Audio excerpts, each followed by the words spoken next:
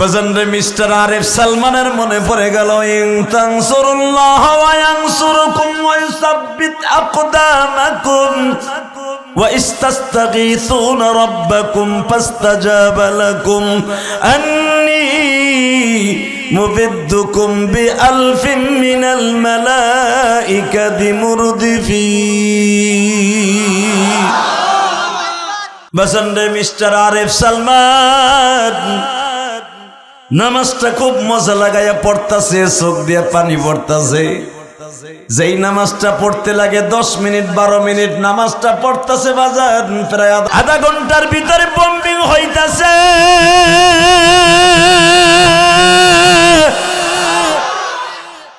Mister gac ওই উপরের থেকে দেখতাছে এই বোমগুলা আমি ফেলাই একটা বোমও বাস্ট হয় না, বরঞ্চ বোমগুলাকে সাদা কাপড় পরিহিত কিছু লোক বগলের নিচের মধ্যে নিয়ে পাহাড়ের মধ্যে ঢুকে যায়। নামাজ শেষ হয়ে গেল। আরিফ সালমান বললেন তোমরা তোরাবোরা পাহাড়ের মধ্যে ঢুকিয়া যাও। যেই তোরাবোরা পাহাড় রাশিয়ার সৈন্য কোনদিন দখল করতে পারে নাই বাবা। দিলটাকে নরম করে আমার মালিককে দেখাইয়া দেন, মালিক সেই মুসলমান এখনো আছে, কিন্তু মুসলমানের আসল পার্স নাই।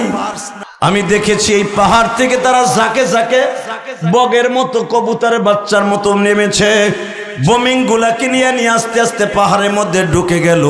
এরা কোন সৈন্য আমাকে বলতে হবে। মিস্টার আরিফ সালমানের আর বুঝতে বাকি নাই গো বাবা, আসলে এইটা হলো আমার মাওলার খেলা। এটা কার খেলা? আমি দেখতেছি আপনাদের চোখ ভরা পানি। এখনো পর্যন্ত যদি মোমেন বাস্তায় নামিয়ে যায় এই কোরআনকে রক্ষা করার জন্য আমার মালিক তাদের দুই হাতে সাহায্য করবে। ঠিক না বে ঠিক? এবার শুধু আমার সাথে আওয়াজ দিবেন। মিস্টার গ্যাক হয়ে বলতেছে যেই মানুষদেরকে আল্লাহ নিজে সাহায্য করতে পারে এই জাতিকে পরাজয় বরণ করার মতো কোনো মানুষ জন্ম নেয় নাই। অতএব আমি আপনার কাছে স্যালেন্ডার করলাম, আমার আপনি কালেমা পড়া মুসলমান বানায়।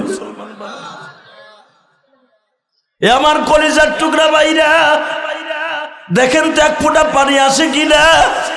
ঠিক মাহমুদ গাছদুবি এই তোরাবোরা পাহাড়ের পাশে দাঁড়ায় বলতেছে তোমার বাড়ি কই বাবা?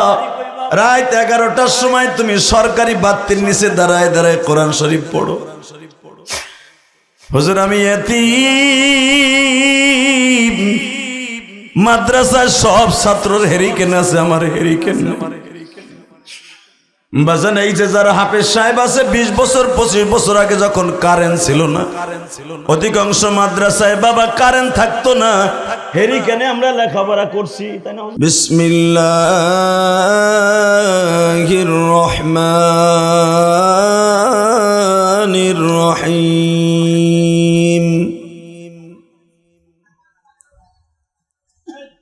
وأما من خاف مقام ربه ونهى النفس عن الهوى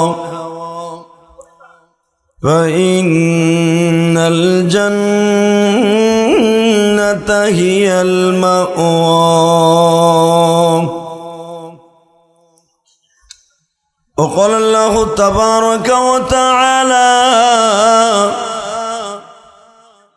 قل إني رسول الله إليكم جميعا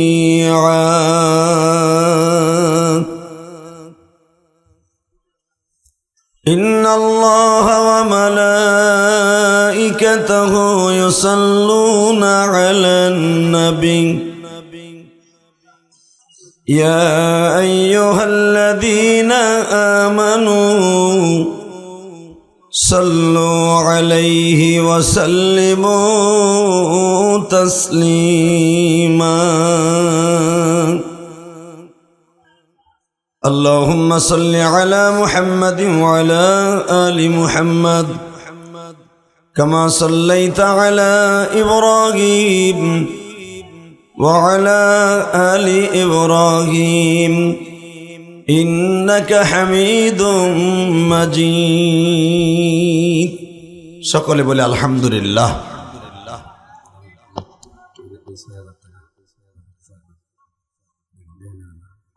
পুরো পাগল হয়ে গেছে না, আলহামদুলিল্লাহ বলেন, আল্লাহু আকবার জোরে বলেন তো। এ মাইকেলা কই, কি তুই আকে বারা বারা মারহাবা কোন, কি সুন্দর কমিটি, কি সুন্দর মাদ্রাসা, মাইকের টানছে দেন, আর তো মালাই ব্যস্ত নিব না। তাহলে এত সময় কম রাখছেন, হ্যাঁ একসাথে বলেন তো, সর্বময় ক্ষমতার মালিককে, এখানে আসার তৌফিক কে দিয়েছেন, যাইবার তৌফিক কে দিবেন, ওই আল্লাহর প্রশংসা বলেন তো আলহামদুলিল্লাহ। দিগুলকান্দি পশ্চিম পাড়া দারুল উলুম হাফিজিয়া মাদ্রাসার উদ্যোগে মরহুম আলহাজ জুলমাত আলী শেখ এবং শাবানা রোড বনানীয়া সিরাজগঞ্জ আজকের মাহফিলের সম্মানিত সভাপতি, আপনাদের অত্যন্ত প্রিয় মানুষ জনাব আলহাজ আকবর হোসেন। কে আপনি? মাশাআল্লাহ, সুন্দর মানুষ, আলহামদুলিল্লাহ বলেন। দেখতেও সুন্দর, কামগুলোও সুন্দর, যেরকম মারহাবা। কি মারহাবা বলতে কষ্ট লাগে, লোকটাকে আল্লাহ হায়াত বাড়ায় দিক, সুস্থ রেখে দিক। আসছি 2.5 ঘন্টার উপরে, একবারও দেখা করে নাই আমার লাগে, হয়তো বাসায় ছিল। আল্লাহর বান্দার মন অনেক ভালো, অনেক প্রশংসা শুনছি প্রিন্সিপালের সাহেবের মুখে। আল্লাহ কবুল করুক, যেরকম আমিন। আজকের মাহফিলের প্রধান অতিথি জনাব আলহাজ আকবর আলী মিয়া। কে আজকের মাহফিলের, তাই না? আজকের মাহফিলের প্রধান অতিথি জনাব আলহাজ আকবর আলী মিয়া। আর একজন আকবর, দুইজন আকবর। ও মাশাআল্লাহ, সভাপতি সব হয়তো বুঝেন নাই। পৃষ্ঠপোষকতায় আব্দুস সামাদ শেখ, মাশাআল্লাহ। আজকের মাহফিলের প্রধান মেহমান আমিনুল ইসলাম, আরমান আলী মিঠু, আপনাদের অত্যন্ত প্রিয় মানুষ আব্দুল আউয়াল, সোহেল রানা। সকলকে জানাই আমার অন্তরস্থল থেকে ধন্যবাদ, মোবারকবাদ। একসাথে বলেন তো, এখানে আসার তৌফিক কে দিয়েছেন? ওই আল্লাহর প্রশংসা বলেন তো আলহামদুলিল্লাহ, বলেন তো আল্লাহু আকবার, হামদান কাসীরা তাইয়্যিবা মুবারাকান ফীহি। আজকের মাহফিলে যারা ওয়াজ করেছেন, অত্যন্ত সরলীত কণ্ঠ, দামি কথা বলেছেন। আনিসুর রহমান আল হাদি, মুফতি মোহাম্মদুল্লাহ সিরাজি, আব্দুর রশিদ শেখ সহ অনেক ওলামা ইকরাম এই স্টেজের ডানে বামে মাদ্রাসার ভিতরে বসে আছেন। বিশেষ করে মোতাবাতের ভাবে আমাকে পাওয়ার পিছনে যার সবচেয়ে বেশি অবদান, শিমলা মাদ্রাসার স্বনামধন্য প্রিন্সিপাল হযরতুল আল্লাম হাফেজ মুখলিসুর রহমান, বারাকাল্লাহু ফি হায়াতি, জোরকান মারহাবা। সকলকে জানাই আমার অন্তরস্থল থেকে ধন্যবাদ, মোবারকবাদ। কয়েকটা প্রশ্ন করি, বলেন তো আমরা হলাম মানুষ, কোনো সন্দেহ আছে? ওমা খালাকতুল জিন্না ওয়াল ইনসা ইল্লা লিয়াবুদুন। আল্লাহ কেবলই মাত্র একমাত্র তার সন্তুষ্টের জন্য বানিয়েছেন মানুষকে, তার ইবাদতের জন্য। জোরকান আলহামদুলিল্লাহ। এখন যদি বলেন হুজুর ইবাদত করার জন্য কি নামাজ পড়া শর্ত? না, আপনি বাথরুমে যাইয়া যে কয়বার ইস্তেঞ্জা করবেন, পায়খানা প্রস্রাব করবেন, এটার ভিতরে ইবাদত আছে, আছে না নাই? কি আপনার মন খারাপ? খাওয়ান দাওয়ান তো ভালোই দিয়েছে দেখলাম, একটা গরু খাওয়াইলো, জোন নাই। আল্লাহরে দেখাই দেন তো, আপনি বাথরুমে যে পানি খরচ করবেন, ইস্তেঞ্জা করবেন, পায়খানা প্রস্রাব করবেন, তাও ইবাদত। সুবহানাল্লাহ বিহামদি। আপনি রাস্তা দিয়ে হাঁটবেন, যতবার যতগুলা কদম লাগাবেন, এটাও ইবাদত। কিন্তু শর্ত একটা, ফজরের পর থেকে নিয়ে জোহর পর্যন্ত আপনার যতটুকু সময় যদি নামাজের টাইমের ভিতর কাটায় দেন, ফজরও পড়লেন, জোহরও পড়লেন, এর মাঝখানে যতগুলো সময় আছে আল্লাহ নামাজের ভিতর গণ্য করে দিবেন। এরপরে আবার জোহর থেকে নিয়ে আসর পর্যন্ত যত নামাজ পড়বেন, ইনশাআল্লাহ নামাজের ভিতর গণ্য হয়ে যাবে। এই জন্য আল্লাহ বলছে, আমা খালাকতুল জিন্না ওয়াল ইনসা ইল্লা লিয়াবুদুন, অবশ্যই আমার বান্দাদেরকে আমি ইবাদতের জন্য বানিয়েছি। আল্লাহু আকবার জোরে বলতে পারলেন না? এবং পৃথিবীর কোন জাতি আমার আল্লাহকে আল্লাহ বলে ডাকে না, একমাত্র মুসলমান ছাড়া। আপনাকে যমুনা নদীর মতো চর পড়ে থাকে আল্লাহর কলিজাটা। হিন্দুরা ভগবান বলে ডাকে, খ্রিস্টানরা ঈশ্বর বলে ডাকে। ভাইজান কথা বলেন না। আল্লাহ পৃথিবীর যে জাতি আছে কেহই আমার আল্লাহকে আল্লাহ বলে ডাকে না, এল্লা মুসলমান, একমাত্র মুসলমান ছাড়া। মুসলমান যখন আল্লাহকে আল্লাহ বলে ডাক দেয়, আল্লাহর কলিজাটা মোমের মতো গইলা যায়। সুবহানাল্লাহ বিহামদিহি। মাকে যখন মা কইয়া ডাক দেয় সন্তান, মার কি ভালো লাগে না খারাপ লাগে? আমার আল্লাহ বলেন উযকুরুল্লাহ যিকরান কাসীরা ওয়াসাব্বিহুহু বুকরাতাও ওয়া আসীলা। বান্দা সকাল বিকাল আমার জিকির করবি। সকালে যদি আমার জিকির করস, বিকালে আমার জিকির করস, মাঝখানে যে জায়গাটা ইবাদতের মতো গণ্য হয়ে যাবে। সুবহানাল্লাহ বিহামদিহি, সুবহানাল্লাহ বিহামদিহি। তো একমাত্র আমাদেরকে বানানো হয়েছে তার ইবাদতের জন্য। আর এইটাই শয়তান আমাদের সাথে জিদ করে আসছে, ইবাদত তোরে করতে দিব না। তা না হলে দেখেন ওয়াজ শোনার নিয়ত করে অনেক কলিজার টুকরা ভাইরা আমার রাস্তা দিয়ে দোকানপাট দিয়ে ঘুরতেছে, ঠিক না বেঠিক? শয়তান চাইতেছে তোদের ইবাদত করাবো না। আমার আল্লাহ বলেন বান্দারে, তোর ইবাদত যদি তোর দ্বারা হয়ে যায়, আমি আল্লাহর মনোবত যদি হয়ে যায়, আমি তোর জন্যই 10টা পৃথিবীর সমান একটা জান্নাত রিজার্ভ করে রেখে দিছি। বাজার আমি দেখলাম এই মাদ্রাসার মধ্যে যতগুলা ছেলেকে পাগড়ি দেওয়া হবে, যতগুলা ছেলেকে পাগড়ি দেওয়া হবে, একটা ছেলে যদি জান্নাতে যায়, এই মাদ্রাসার কমিটিগুলোকে আল্লাহ মাফ করে দিবে। আরো জোরে কর। আপনি কি জানেন একটা কোরআনের হাফেজের দাম কত? আপনি যদি জানতেন একটা কোরআনের হাফেজের দাম কত, এই কোরআন হাতে নিয়ে বলছি, আপনার জায়গা জমি বেচা হলো এই মাদ্রাসার প্রতি আপনি খেয়াল করতেন। সাহাবা একরামের জীবনটা ছিল অন্য ধারণা। সাহাবা একরামের জীবনী এত কঠিন ছিল, সংসারে হাড়ি জ্বলতো না, মাসকে মাস তাদের ফ্যামিলিতে খাবার থাকতো না। রাসূল সাল্লাল্লাহু আলাইহি ওয়াসাল্লাম যখন মাদ্রাসার জন্য চাঁদা চাইতেন, জীবন বাজি রেখে দিয়ে দিতেন। আরো জোরে কর। আপনাকে মন খারাপ, সুবহানাল্লাহ জোরে জোরে বলবেন, আল্লাহ খুশি আমিও খুশি। বলেন তো সুবহানাল্লাহ, বলেন তো আলহামদুলিল্লাহ, বলেন তো আল্লাহু আকবার। মুসলমানের সবচেয়ে বড় পুঁজির নাম হলো আল্লাহু আকবার। মুসলমান যখন মাঠে নামবে, যে কোনো মুহূর্তে নারাই তাকবীরের ধরি দিতে দেরি আছে, মুসলমানের শরীরে ইমানের জোশ আসতে দেরি হবে না। তাহলে যদি কখনো দরকার হয় কোরআনের জন্য জীবন দিতে হবে, রাজি আছেন না নাই? কে কে রাজি আছেন? দেখে আল্লাহকে হাত উঁচা করে দেখান তো কে কে রাজি আছেন।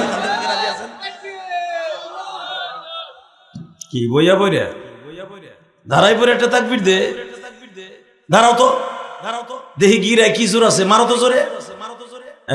হইয়া পড়ছে।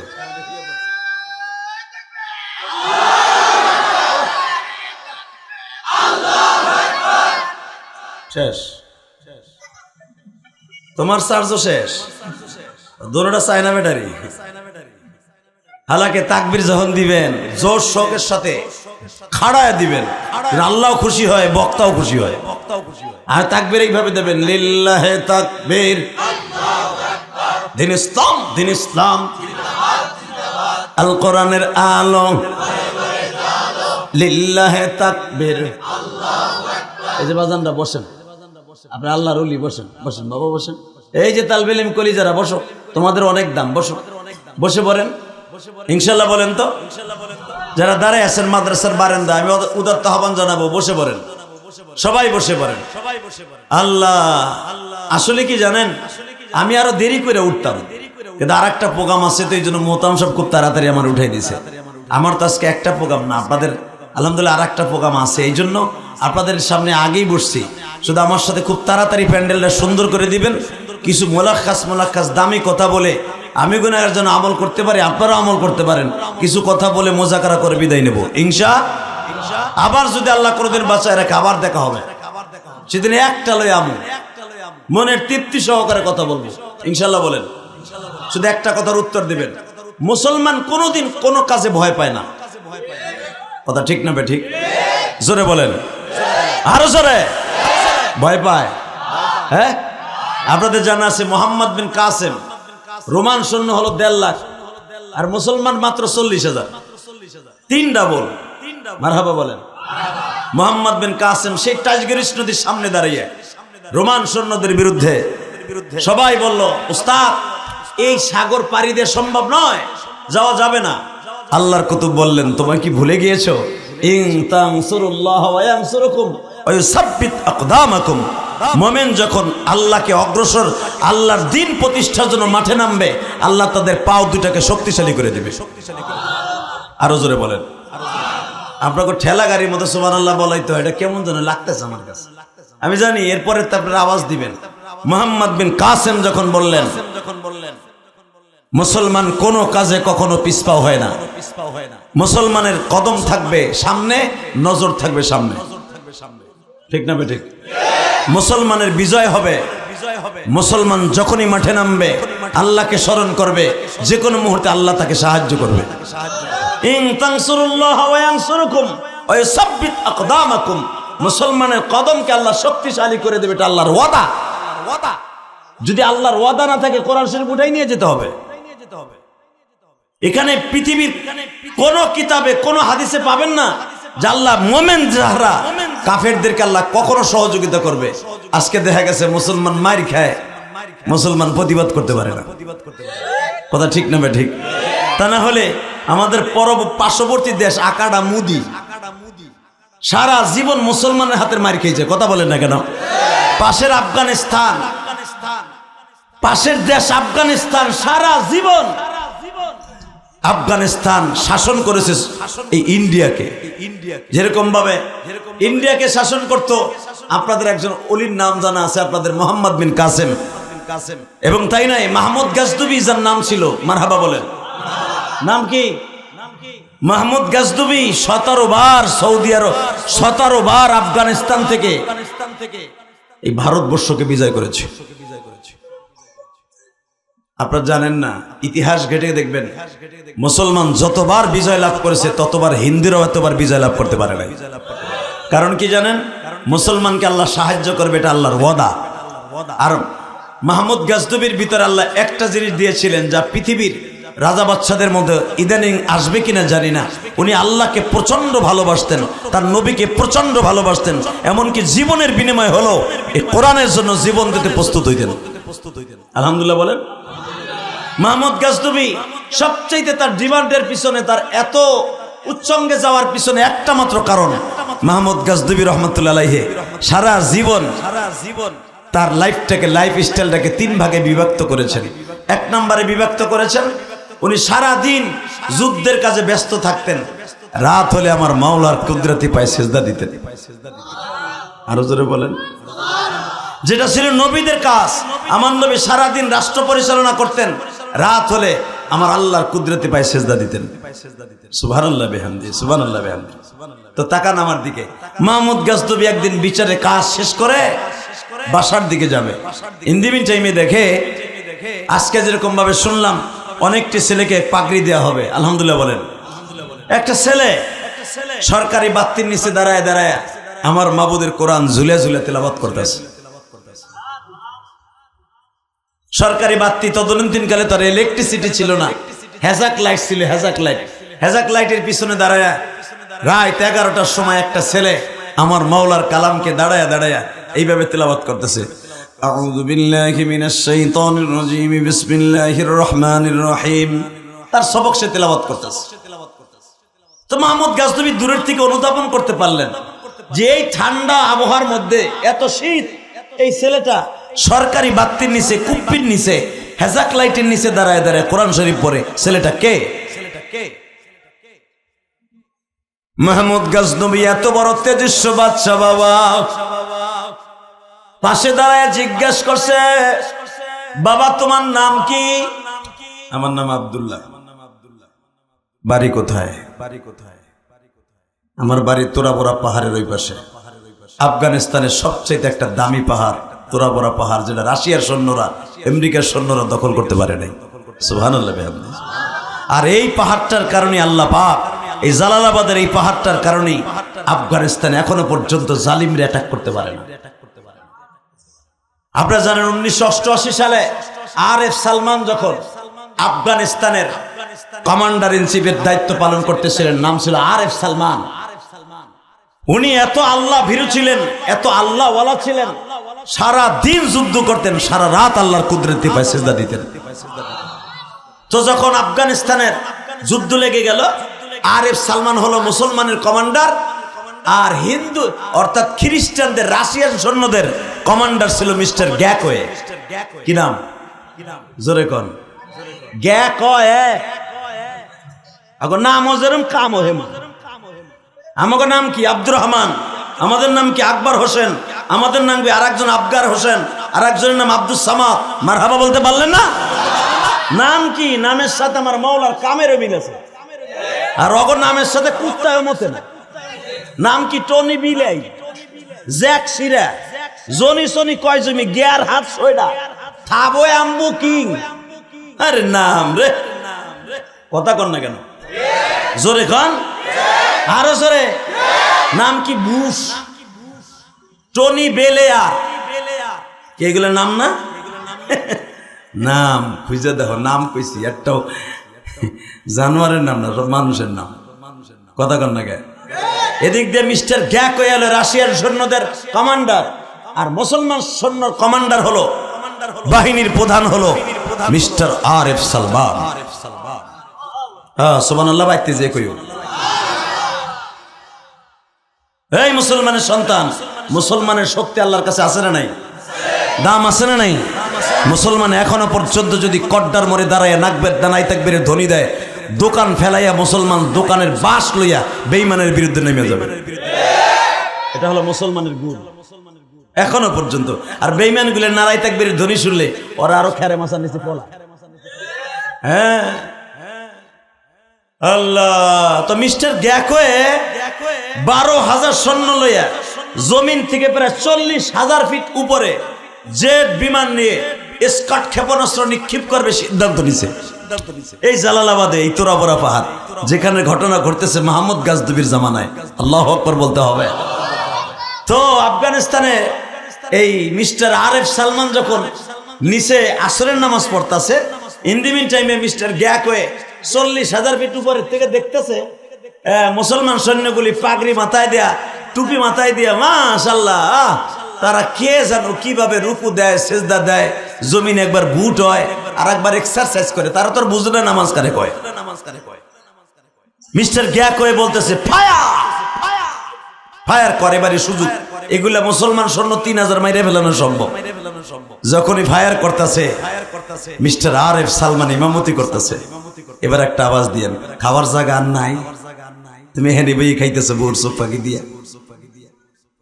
কিছু কিছু লোক আছে ওয়াজে বহে আধা কেজি বাদাম নিয়ে, তার মানে বোর চোখ ফাঁকি দিয়ে খায়। ও তো বোর ডরে খাইতে পারে না, ঘরে বউয়ার কাছে থাবাই লুয়ে যায়। বোর ডরে যেগুলো খায় মনে করবে এগুলো বোর গুতা খায় ঘরের মধ্যে। ওয়াজ বানাইছে বাদাম খাওয়ার জায়গা, মগা গুতা খায়। নাউজুবিল্লাহ বলেন। এটা জান্নাতের বাগান, এখানে বইয়া বাদাম চানাচুর বুট ভাজা খাওয়ান যাইব না। এখান থেকে খাইয়া যাবেন কোরআন হাদিসের কথা, মাজলিসু ফিকহাতিন খায়রুম মিন ইবাদাতি 60 সানাতা। একটা কোরআন হাদিসের কথা আমলে শুনবেন, আল্লাহ সুবহানাহু ওয়া তাআলা 60 বছর ইবাদত করার সওয়াব দান করবেন। এটা আমার বাপের বানানো কথা না, এটা হলো বিশ্বনবীর হাদিস। তাকানে দিকে। তো মিস্টার আরএফ সালমান দেখতেছে যে বড় বড় ডেহির মতো, বড় বড় গ্যাসের বোতলের মতো বড় বড় স্কট ক্ষেপণাস্ত্র তাদের কাতারের সামনে কে যেন রাইখে যাইতেছে। বাজানরে মিস্টার আরএফ সালমানের মনে পড়ে গেল, ইন তানসুরুল্লাহ ওয়া ইয়ানসুরকুম ওয়া ইউসাব্বিত আকদামাকুম ওয়া ইস্তাস্তাগীসুনা রাব্বাকুম ফাস্তাজাবা লাকুম আন্নী মুবিদ্দুকুম বিআলফিন মিনাল মালাইকাতি মুরদিফিন। নবী, আপনি বদরের মাঠটা ছাইরেন না, আমি আপনাকে প্রথম 1000 ফেরেশতা দিয়ে সাহায্য করব। আমার নবীর যদি করতে পারে, আমার নবী হলো আমার আব্বা, আপনার আব্বা, আব্বারে যদি করতে পারে তার সন্তানকে করবে না? অবশ্যই করবে। মিস্টার আরএফ সালমান ইমামতি করতেছে, দেখতেছে বিশাল বড় বড় স্কট ক্ষেপণাস্ত্র কাতারের সামনে দিয়ে ফেলাই রেখে যায়। উপরের থেকে বোম্বিং হচ্ছে, একটা বোমও ফোটে না। মিস্টার গ্যাকওয়ে বলে, ঘটনা কি? এত বোম্বিং করলাম, বোম শেষ হয়ে গেল, একটা মানুষও মরে না। আর সালমান এই দৃশ্য দেখে আমার মৌলার নামাজটার মজা দিয়ে পড়তেছে, জোরে জোরে জোরে জোরে জোরে। আমার নবী যখন দেখতেন যেই নামাজের পড়ার ভিতরে আল্লাহ রহমত শুরু হয়ে গেছে, ওই নাজেল হইতেছে, ওই নামাজটা মজা লাগায় পড়তেন। বাসান রে মিস্টার আরেফ সালমান নামাজটা খুব মজা লাগাইয়া পড়তাছে, চোখ দিয়ে পানি পড়তাছে। যেই নামাজটা পড়তে লাগে 10 মিনিট 12 মিনিট, নামাজটা পড়তাছে বাজার প্রায় আধা ঘন্টার ভিতরে বোম্বিং হইতাছে।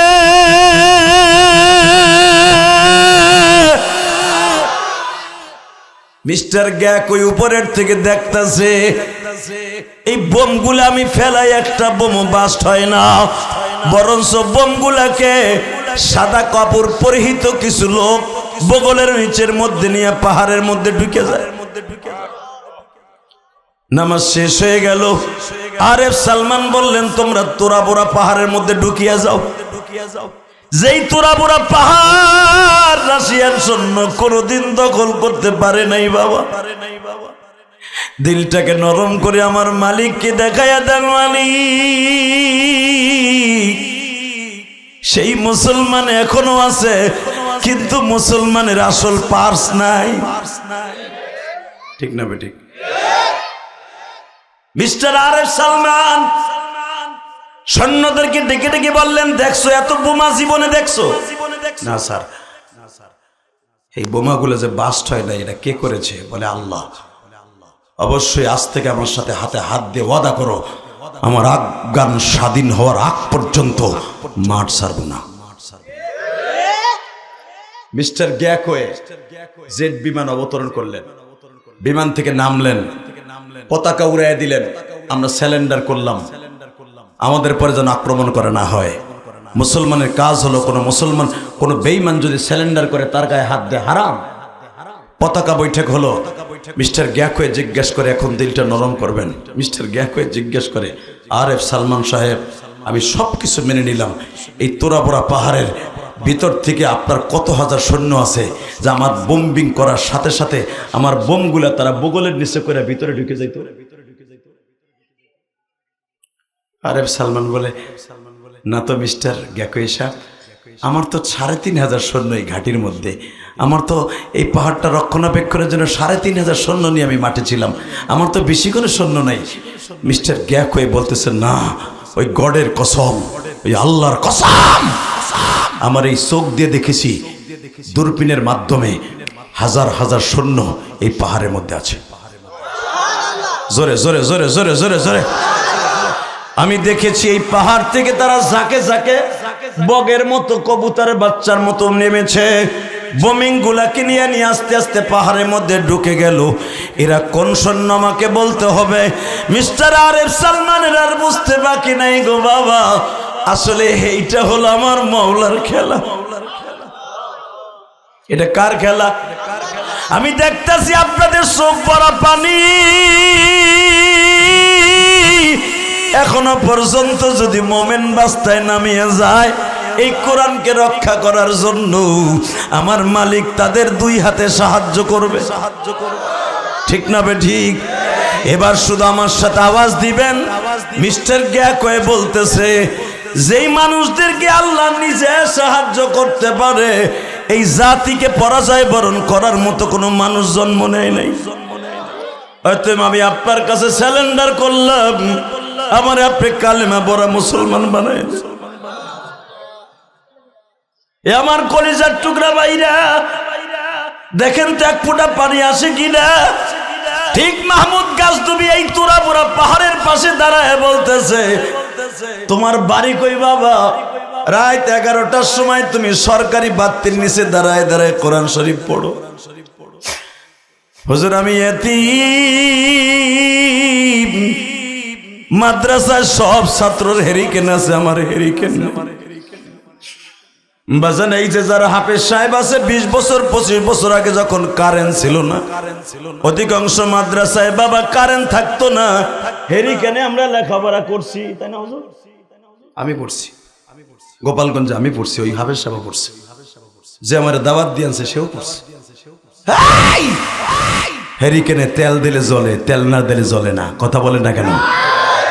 ওই হেরিকেনের 100 গ্রাম তেল কেনার মতো তৌফিক মিলিয়ে শ্রবণ জিহাদি ছিল না, ওই হাফেজ সাহেবের ছিল না। একটা হেরিকেনে 8 জন 10 জন পড়তাম, মাঝখানে একটা তেফায়া দিয়ে 8 জন 10 জন একটা হেরিকেনে পড়তাম।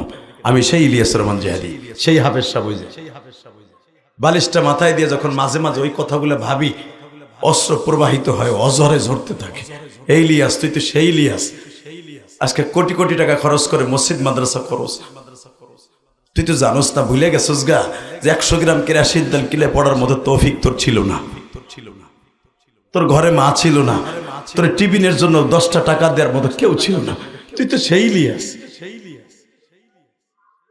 বাবা দেখেন তো 1 ফোঁটা পানি আসে কিনা, কারণ আজকে তো আপনাদের পুরো মাহফিল না, অর্ধেক, এতটুকুর ভিতরে দেখেন 1 ফোঁটা পানি যদি জমে, কোরআন বুকিনে বলে গেছি, ওয়াজ শোনার জন্য বহুত কিছু লাগে না, অল্প একটু শুনে আমল করলেই যথেষ্ট হয়েছে। এই জন্য নবী বলেছেন, এই জন্য বিশ্বনবী হাদিসে বলেছেন, আখলিস দীনাকা ইয়াকফিকাল আমালুল কলিল, আমালুল কাসীর বলে নাই, আখলিস দীনাকা ইয়াকফিকাল আমালুল কলিল, অল্প আমল করবা, যদি সেটা ফ্রেশ হয় নাজাতের জন্য যথেষ্ট হয়ে যাবে। টাকা নামার দিকে, কোনো দিকে ঘাটটা ঘুরাইন না। মাহমুদ গাজনবী জিজ্ঞেস করে, বাপ তোর হেরিকেন নাই, তোর বাপ নাই? চোখ মুছের বললাম, আমার আব্বা নাই। তোর মা নাই? আছে। কি করে? আমার মা এই দেশের এক পুলিশ অফিসারের বাসায় কাজ করে। কয় ভাই বোন তোরা? আমরা 6 ভাই বোন, আমি সবার ছোট। তোর মাদ্রাসায় কি হেরিকেন নাই? তখন তো আর কারেন্ট ছিল না, হেরিকেনের যুগ ছিল। বলে আমরা 10 জন এক হেরিকেনে পড়ি, তো সব ছাত্র ভাইদের পড়া ইয়াদ হয়ে গেছে, আমকটা মুখস্থ হয়ে গেছে, আমারটা হয় নাই। এই জন্য আমি দেখলাম সরকারি একটা বাতি জ্বলতেছে, এটার পিছনে দাঁড়ায় দাঁড়ায় আমি সবক মুখস্থ করতেছি। আরো জোরে বলেন, আরো জোরে। বাজান এই মাদ্রাসায় এমন এতিম ছেলে আছে,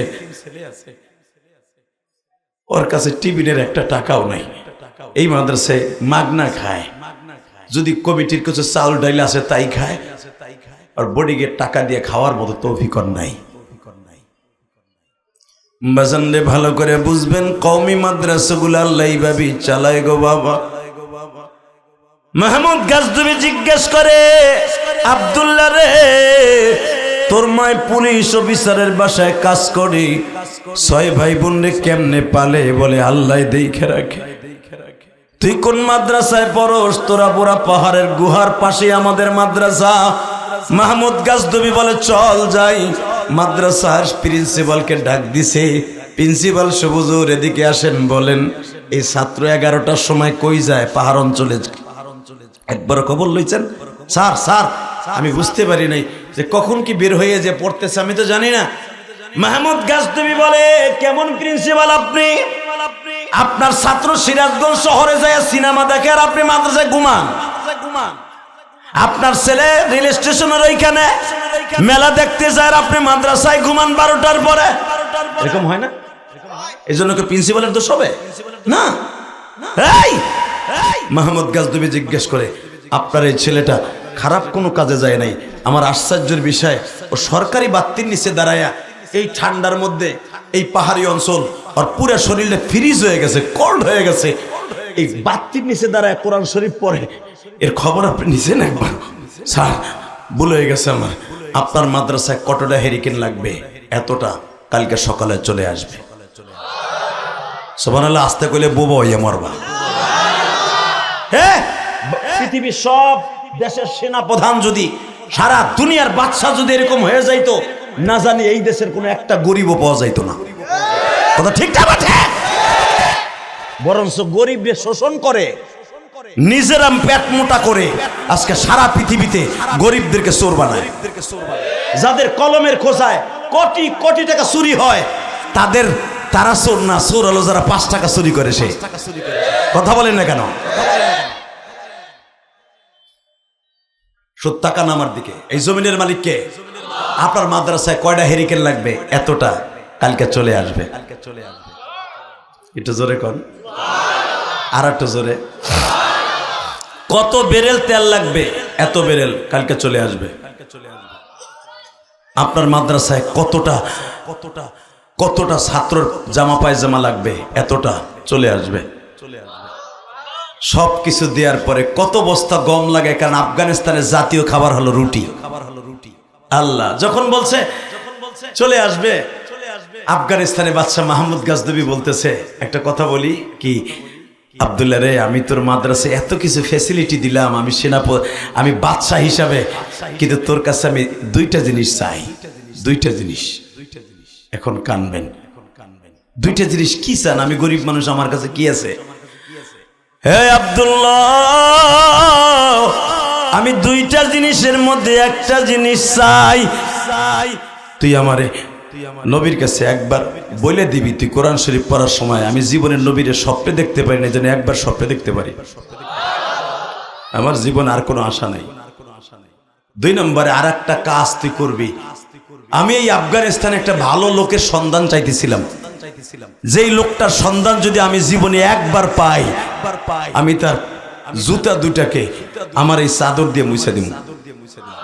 একটা ভালো লোকের সন্ধান চাই, যেন আমার নবী আমার যদি স্বপ্নে বলে দিত যে অমুক লোকটা ভালো, আমি ওর জুতার স্যান্ডেলটা আমার চাদর দিয়ে মুছে দিতাম। হে তালবি আলিম বাবাজিরা, নিজের কখনো ছোট মনে করবা না বাবা। দেখো এই আব্দুল্লাহ ঠেলা কি? আব্দুল্লাহ ওই দেশের প্রধান মন্ত্রী বলতেছে, যান আপনার দোনোটা আশা পুরো হয়ে যাবে। আরো জোরে কর। 1 নম্বরে আপনি বিশ্ব নবীর স্বপ্নে দেখতে পারবেন। নবী আপনারে বলে দিবে এই আফগানিস্তানের সবচেয়ে ভালো মানুষ কে। যান, এই কথা যখন বলছে, আফগানিস্তানের বাদশাহ মাহমুদ গাজনবী এত বড় তেজস্ব বাচ্চা যে 17 বার ভারতবর্ষ বিজয় হয়েছে। আরো জোরে, আরো জোরে। হে মুসলমানের সন্তান, আজকে ভারতের এক পুরোহিত আমার এতিম নবীর গালি দিয়ে বলে নবী মুহাম্মদ ছিল একটা চরিত্রহীন।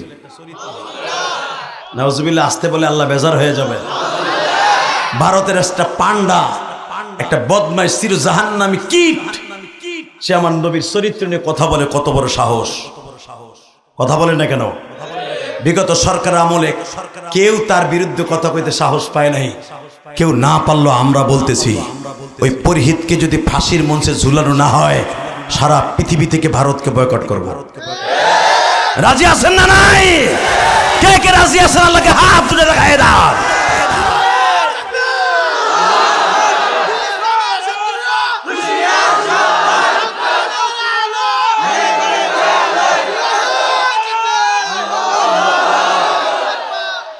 মারহাবা বলেন। তাকবীর দিলে বইয়া পইরা কেউ খাড়ায় দেন যায় না? না, সিরাজগঞ্জের নিয়মই এটা। এইটাই তোমাকে নিয়ম। আল্লাহ মাফ করুক। জোর কানা আমিন। আর জোর বলেন আমিন। শুধু একটা কথার আওয়াজ দিবেন, এই জমিনের মালিক কে? আল্লাহ আছে না? আফগানিস্তানের বাদশাহ মাহমুদ গাজনবী আল্লাহর কুতুব বলে দিলেন, আব্দুল্লাহ আমি পামু তো নবীর দেখা? পামু। হ্যাঁ পাবেন। আমি একটা ভালো লোকের সন্ধান পাবেন। এই কথা বলার সাথে সাথে আল্লাহর কুতুব চলে গেলেন। আগামীকালকে সবকিছু চলে আসবে আব্দুল্লাহ তোর জন্য। বাজান রে, মাদ্রাসায় সব কিছু চলে আসলো। মাদ্রাসার ভিতরে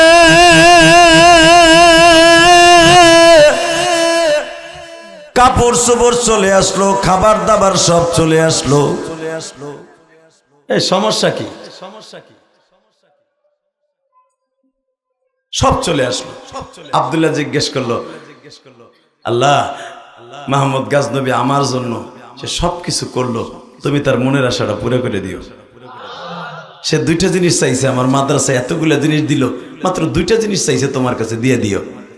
ঠিক রাত 4টার সময় যখন আব্দুল্লাহ কোরআন শরীফটা বুকে নিয়ে বলে, আল্লাহ তোমার কোরআন আমি পড়ার জন্য বসছি, মাহমুদ গাজনবী বলছিল তোমার নবীর একবার স্বপ্নে দেখবে, দেখায় দেও না আল্লাহ। আরো জোরে বলেন। আল্লাহ নবী যেন স্বপ্নে বলে দেয়, নবী যেন স্বপ্নে বলে দেয় যে আফগানিস্তানের ভিতরে কোন লোকটা ভালো, যদি ভালো হয় এই বাদশা তার জুতাটা মুছে দিব। তার বড় আশা। বাজান রে, আব্দুল্লাহ বলে দিছে রাত 3:30টার সময় যখন কোরআন শরীফের সবক শুনাইতে উঠছে, আর এদিক দিয়ে আফগানিস্তানে বাদশা তাহাজ্জুদের নামাজ পড়ে 3টার সময় ঘুমাইতে গেছে। এবার আমি দেখবো আমার নবীরে কে স্বপ্নে দেখতে চান। কলিজার ভাই, কেউ যদি জীবনে একবার আমার নবীর স্বপ্নে দেখে